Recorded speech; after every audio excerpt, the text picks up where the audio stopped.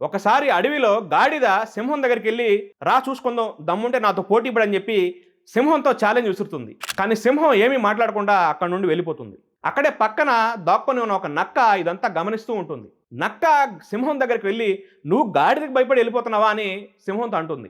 సింహం నవ్వుతూ ఇలా సమాధానం ఇచ్చింది, నేను భయపడి వెళ్ళిపోవడం లేదు, నేను గాడిదతో పోటీ పడితే నేను కూడా గాడిద లాంటి దాన్నే, గెలుపైతే నాదే, దాంట్లో తిరుగులేదు. రేపు సమాజం ఏమనుకుంటుంది, అడవికి రారాజైన సింహం గాడిదతో పోటీ పడిందని మిగతా జంతువులు ఏమనుకుంటాయి, దాని స్థాయి ఏంది నా స్థాయి ఏందని చెప్పి అందుకే వచ్చేసానని చెప్పి సమాధానం ఇస్తుంది. ఎవరితో అంటే వారితో పోటీ పడితే నా విలువ ఏందని చెప్పి సింహం సమాధానం ఇస్తుంది. మన జీవితంలో కూడా ఇలాగే జరుగుతుంటుంది. మనం దారిని వెళ్తూ ఉంటే రెచ్చగొట్టేవాళ్ళు, కామెంట్ చేసేవాళ్ళు, కించపరిచేవాళ్ళు చాలామంది ఉంటారు. ప్రతిదానికి సమాధానం ఇవ్వాల్సిన అవసరం లేదు. మనం ఒక లక్ష్యం మీద పనిచేస్తూ ఉంటే దారిలో మురిగే ప్రతి కుక్కకి సమాధానం ఇవ్వాల్సిన అవసరం లేదు. మీ ఫోకస్ అంతా మీ లక్ష్యం మీద ఉండాలి. మీ విజయమే వారికి సమాధానం.